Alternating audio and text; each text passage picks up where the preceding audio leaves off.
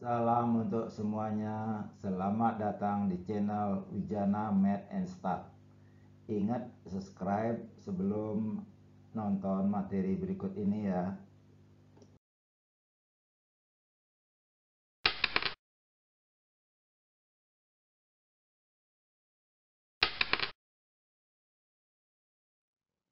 Semoga kita semua selalu sehat. Pada kesempatan ini kita akan membahas pengujian hipotesis sampel berpasangan, tepatnya dua sampel berpasangan. Pada video sebelumnya, uji sampel bebas itu berkaitan dengan dua populasi dan masing-masing dari populasi ditarik sebuah sampel dan keduanya saling bebas tersebut. Sekarang kita akan membahas uji dua sampel berpasangan di mana ada sebuah populasi ditarik dua sampel dan kedua sampel itu tidak saling bebas karena berpasangan. Misalnya dari sebuah populasi diambil sampel pertama ini sebelum suatu perlakuan, sampel kedua setelah perlakuan. Sebagai contoh, misalnya populasinya adalah tenaga sales di seluruh perusahaan yang banyaknya 1000. Kemudian ingin diuji apakah sebelum diberikan bonus dan setelah diberikan bonus tingkat penjualannya apakah meningkat atau menurun atau berbeda. Maka bisa diambil sampel misalnya 20 tenaga sales dari populasi itu. Nah, tenaga sales itu diambillah sampel sebelum diberikan bonus. Kemudian dari sampel yang sama diambil juga setelah diberikan bonus bagaimana tingkat penjualannya. Itu contoh dari sampel berpasangan, dua sampel berpasangan. Nah, untuk lebih jelasnya mari kita lihat gambar ini. Ini populasinya. Nah, ini misalnya tenaga sales di perusahaan. Kemudian ini anggotanya tenaga sales. Ya, kemudian kita ambil ini variabel acaknya. Tingkat penjualan sebelum diberikan bonus. Ini tingkat penjualan setelah diberikan bonus misalnya, atau sebaliknya. Atau sebaliknya, ini setelah diberikan bonus, ini sebelum diberikan bonus. Nah, di sini ada sebenarnya variabel acak turunan ya, semacam turunan. Ini D-nya perbedaannya ya, perbedaan X1 dengan X2. Kemudian variabel acak ini punya parameter min-nya mu D. Ini simpangan bakunya. Nah, ini sendiri juga punya mu1 dan mu2. Ini punya mu1 atau minnya, ini juga punya mu2.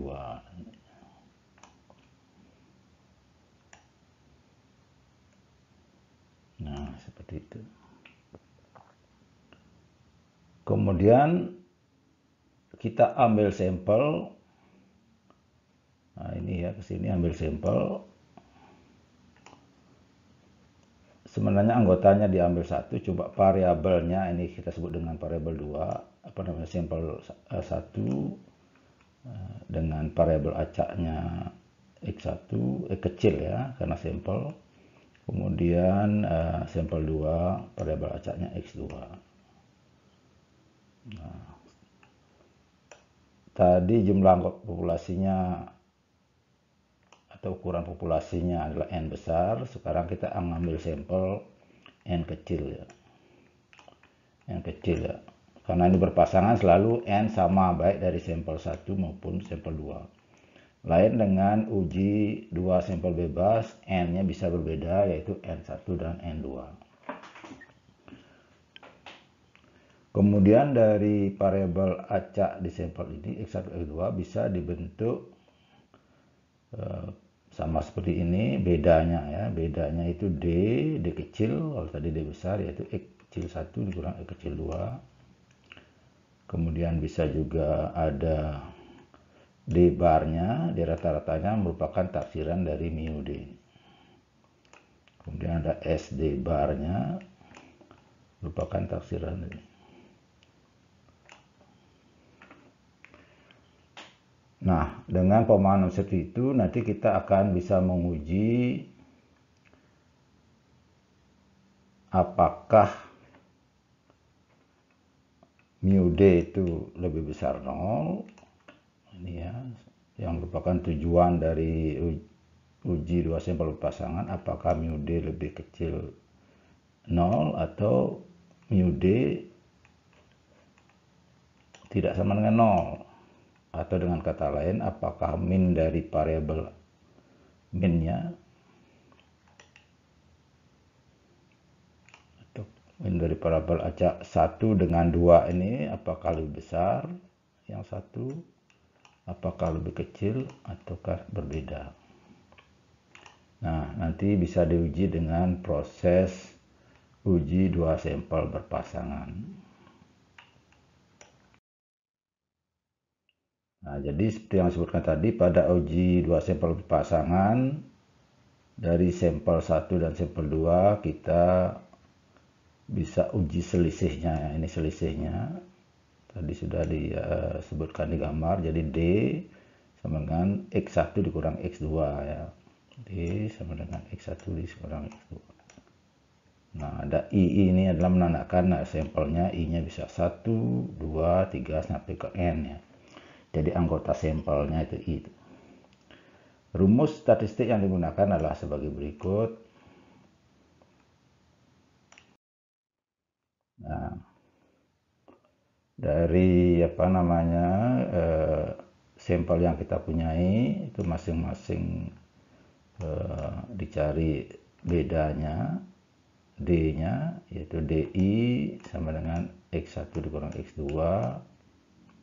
Kemudian dari sini kita bisa cari rata-ratanya ya, namanya D bar.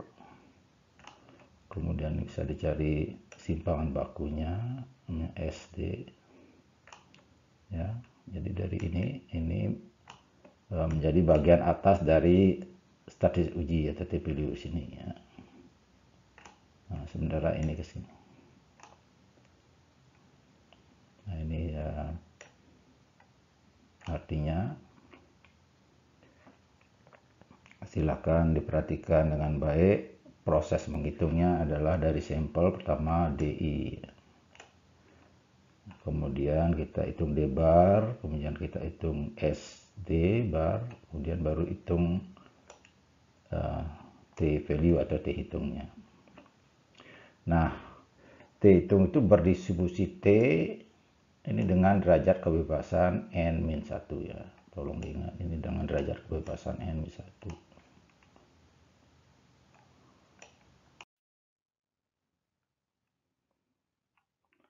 Nah, kriteria penolakan H0 ini tergantung dari masalah yang kita punyai. Apakah kata kuncinya misalnya lebih besar, lebih kecil, atau berbeda, tergantungnya. Kalau kata kuncinya berbeda, berarti dua arah ya ini. Ini menandakan ini H0 PS H1 ya, ini H1. Ini menandakan berbeda, uji dua arah ya, memakai kriteria sama seperti uji 2 sampel bebas. Ini dihitung lebih kecil dari min T tabel, ini alfa per 2, atau dihitung lebih besar T tabel alfa per 2. Nah, ingat mu D ini artinya apa? Mu D ini artinya mu1 dikurangi mu2. Jadi mu D mu1 dikurangi mu2 sama dengan 0. Ini artinya mu1 sama dengan mu2, itu artinya. Kalau mu D tidak sama dengan 0, artinya mu1 tidak sama dengan mu2, seperti itu. Nah, kalau hipotesisnya satu arah kanan, maka ini dia. Mu D lebih besar 0, atau dengan kata lain, mu1 lebih besar dari mu2. Nah, mu 0-nya tentu saja lawannya. Ini kriteria penolakan H0-nya. T hitung lebih besar dari T tabel alfa, ya, pakai alfa. Ini bukan alfa per 2, ya, karena hanya satu arah. Dengan cara yang sama, hipotesis satu arah kiri. Nah, ini dia H1-nya. Mu D lebih besar mu 0, atau dengan kata lain, mu D lebih kecil mu 0, atau dengan kata lain mu1 lebih kecil dari mu2. Ininya kriterianya, ya, dihitung lebih kecil minus T tabel alfa, ya. Ini kriteria penolakan H0-nya. Nah, contoh soal untuk lebih memperjelas pemahaman tentang uji dua sampel berpasangan. Ini suatu Pemda, ya, Pemda di daerah A ingin mengetahui apakah rata-rata pendapatan per bulan suami ini lebih besar daripada istri. Dan saja di daerah A, ya. Nah, ini bisa kita pandang populasinya adalah kepala keluarga atau pasangan suami istri di daerah tersebut. Jadi pasangan suami istri yaitu terdiri dari suami dan istri. Ya, variabel acak satunya tentu saja adalah pendapatan suami, dan variabel acak duanya adalah pendapatan istri, seperti itu. Nah, diambillah sampel sebanyak 24. Ya. Ini N kecilnya, ya. N besarnya kita tidak perlu tahu, bisa jadi 1000, 2000, atau angka yang lain, ya. Jadi yang jelas N kecilnya 24, pasangan suami istri, dan kita akan melakukan uji hipotesis dengan alfa 5%. Untuk menjawabnya kita akan menggunakan Excel dulu.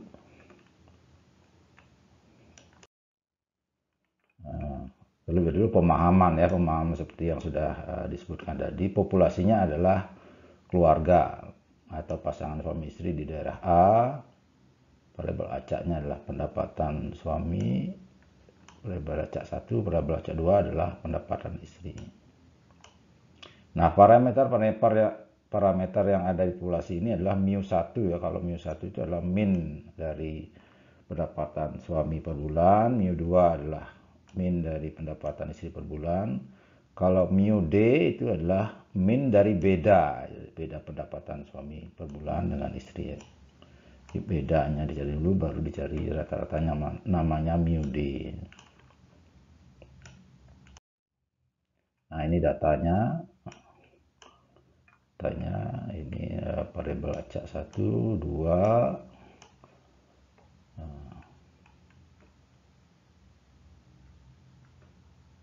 Kita punya data sebanyak 16, ya, maaf, tadi itu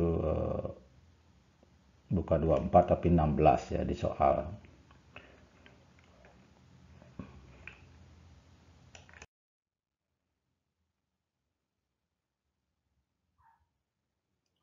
Nah, sesuai dengan yang ada di soal, kata kunci dari pertanyaannya apakah lebih besar, ya. Apakah lebih besar berarti hipotesisnya adalah mu D, ini H1-nya, ya. Mu D lebih besar 0. H0-nya adalah mu D lebih kecil sama dengan 0. Ya, karena mu D itu adalah mu1, mu2, ya. Mu D lebih besar 0, ini H1, ini artinya yang ini sama dengan ini. Kemudian yang ini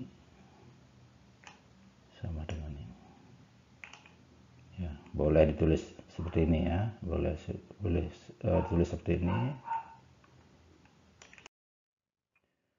Nah, kriteria pengambilan keputusan penolakan H0, tolak H0, karena ini satu arah kanan, kita cari T-tabelnya dulu. Ini menggunakan Excel, sebentar lagi akan ditunjukkan, ada 1,7531 ini ya garisnya. Jadi tolak H0 apabila T hitung di daerah penolakan H0, tolak H0 ya.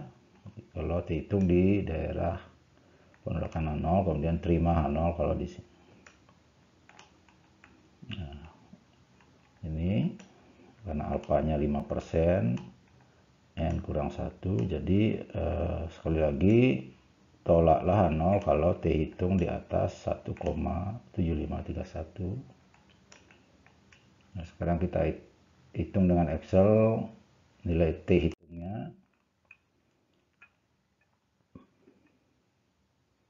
Nah, ini menggunakan Excel, ini datanya ya, ini datanya. Nah, kita ingat rumus D sama dengan X1 dikurang X2. Nah, di sini kita punya data, judul kolomnya X1, X2. Nah, ini kita punya D ya, DI ya. Ini datanya dari rumus sama dengan sel ini atau B5 sama dengan B5 dikurangi C5 ini. Jadi rumus di sini adalah sama dengan yang ini ya, sama dengan B5 dikurangi C5.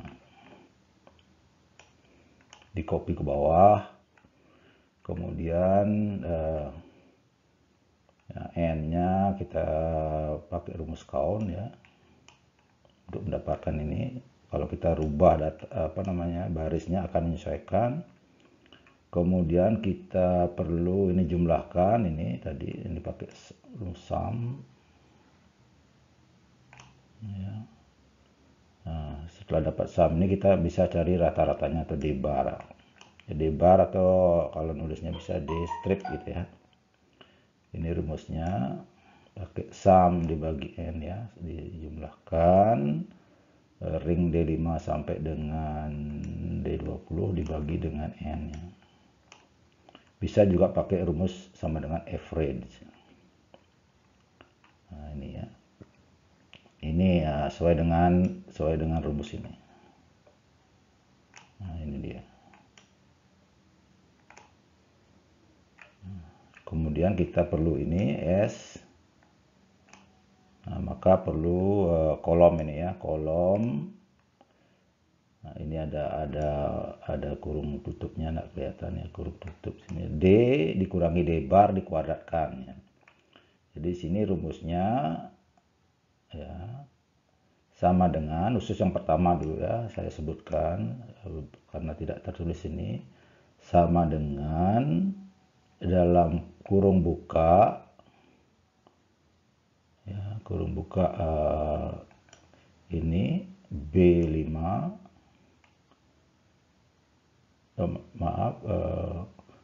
saya ulangi lagi, sama dengan kurung buka ini dia D5 dikurangi D bar ini B22 itu dimutlakkan di dolar ya, isi dolar, kurung tutup dikuadratkan, kurung tutup dikuadratkan. Nanti akan digambarkan di deskripsi channel ini ya, akan digambarkan di deskripsi channel ini karena di sini tidak tertulis rumusnya. Kemudian lanjut setelah dapat ini dijumlahkan pakai sum sini. Nah, sehingga kita dapatkan S ini dari E21 yang ini E21 yang tadi kemudian dibagi yang ini ya. Ini sebenarnya bagian bawah ini menjadi n kuadrat dikurangi n ya, kalau diuraikan n kuadrat, sehingga ini pembaginya adalah B22 kuadrat dikurangi B22 ya.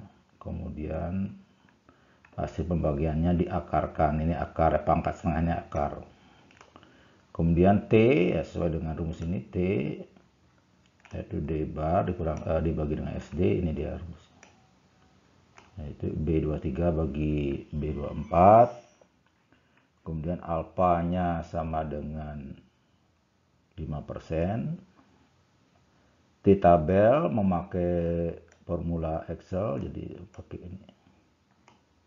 Nah, karena kita pakai tipe 2 ini ya, tipe 2. Jadi alfanya 1 dikurangi alfa ini n-1.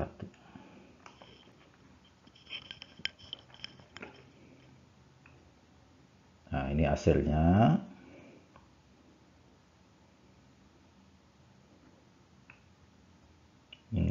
T-nya adalah 2,88419. Jadi T hitung sekali lagi 2,88419. Sementara T tabel adalah 1,7531. Jadi kelihatan T hitung lebih besar dari T tabel. Ya, silakan diperhatikan, bisa di screenshot.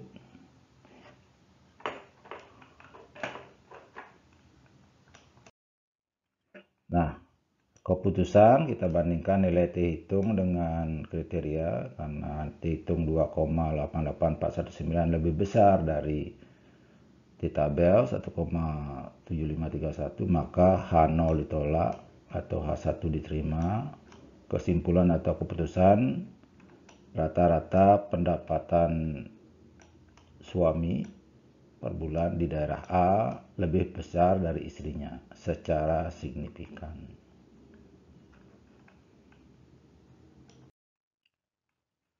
Nah, pada soal tadi kata kuncinya adalah apakah lebih besar ya.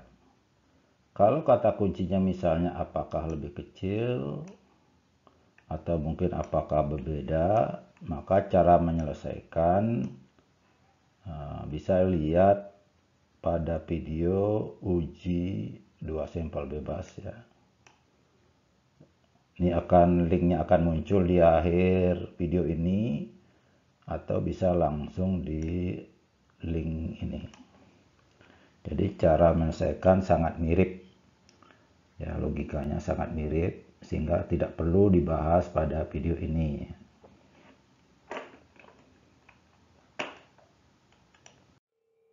Hasil pengolahan data dari soal di atas, kalau menggunakan SPSS, itu bisa dilihat pada video dengan judul uji 2 sampel berpasangan dengan menggunakan SPSS. Silahkan disimak pada akhir video ini.